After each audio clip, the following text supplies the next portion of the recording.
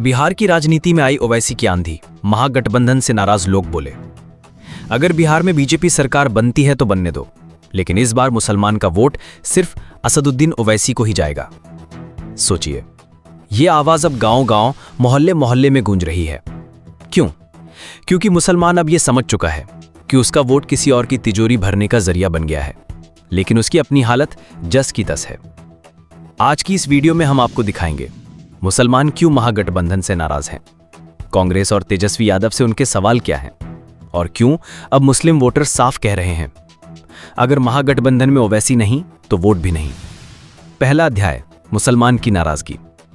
जब जब चुनाव आते हैं, नेता मुस्लिम वोटरों के दरवाजे पर दस्तक देते हैं, वादे किए जाते हैं, बड़ी बड़ी बातें की जाती हैं, लेकिन चुनाव जीतने के बाद मस्जिद गिरती है तो कोई सामने नहीं आता। निर्दोष नौजवान सालों से जेल में सड़ रहे हैं, लेकिन कोई उनका केस लड़ने नहीं आता। मॉब लिंचिंग होती है तो सियासतदान बयान तक नहीं देते। और ये सिर्फ बीजेपी सरकारों में नहीं हो रहा, जहां जहां कांग्रेस की सरकार है वहां भी मुसलमान पर जुल्म जारी है। मस्जिदें तोड़ी गईं, घर गिराए गए, लेकिन राहुल गांधी और कांग्रेस की आवाज गायब रही। मुसलमान पूछता है, हमारे लिए राहुल गांधी ने क्या किया? तेजस्वी यादव ने क्या किया? महागठबंधन ने हमारे लिए कौन सा दरवाजा खोला? दूसरा अध्याय, हिस्सेदारी की लड़ाई। बिहार की राजनीति में हर जाति, हर वर्ग अपनी हिस्सेदारी मांगता है। 3% जनसंख्या वाले समाज को सीट मिलती है, टिकट मिलते हैं, मंत्री पद मिलते हैं, लेकिन 17% मुसलमान को क्या मिलता है? सिर्फ वोट देने का हक।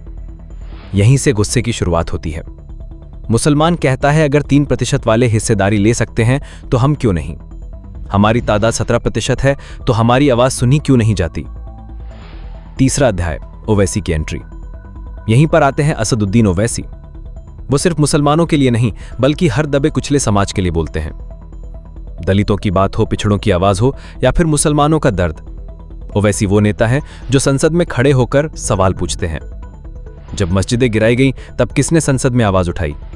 जब CAA NRC आया तो तब किसने संसद में डटकर लड़ाई की? जब मॉब लिंचिंग पर देश चुप था तो तब किसने कहा कि यह जुल्म है? सिर्फ असदुद्दीन ओवैसी ने। और यही वजह है कि बिहार का मुसलमान अब कह रहा है, अगर महागठबंधन में ओवैसी नहीं होंगे तो वोट भूल जाइए। चौथा अध्याय, महागठबंधन की मुश्किल। महागठबंधन सोचता है कि मुसलमान उसका परंपरागत वोट बैंक है, लेकिन अब हालात बदल रहे हैं।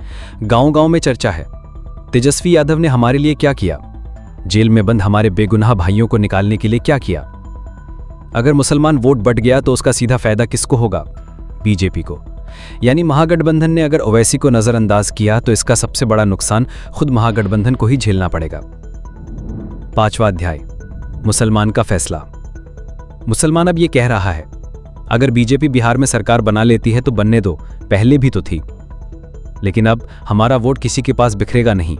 इस बार वोट सिर्फ ओवैसी को जाएगा। यह सिर्फ गुस्से की बात नहीं है, बल्कि एक राजनीतिक जागरूकता है। मुसलमान समझ रहा है कि वोट ही उसकी असली ताकत है, और इस ताकत का इस्तेमाल सिर्फ अपने नेता के लिए होना चाहिए, ना कि उन लोगों के लिए जो चुनाव जीतने के बाद चुप हो जाते हैं। मस्जिद गिरती है तो सब चुप, नौजवान जेल में सड़ते हैं तो सब चुप, लेकिन जब वोट चाहिए तो सब हमारे दरवाजे पर। अब नहीं, अब मुसलमान का वोट बिकेगा नहीं, बिखरेगा नहीं। अब मुसलमान का वोट सिर्फ और सिर्फ असदुद्दीन ओवैसी को मिलेगा, क्योंकि वो हमारी आवाज है और हमारी आवाज को कोई खामोश नहीं कर सकता। तो बिहार का ये चुनाव सिर्फ सीटों का खेल नहीं है, ये चुनाव है आवाज का। आवाज दबे कुचले समाज की, आवाज बेगुनाह कैदियों की, आवाज उन मस्जिदों की जो टूट गईं और कोई बोलने वाला नहीं था। और इस बार ये आवाज गूंज रही है, अगर महागठबंधन में ओवैसी नहीं तो वोट भी नहीं। आपको क्या लगता है, इस बार ओवैसी की आंधी सच में आएगी? कमेंट सेक्शन में बताइए।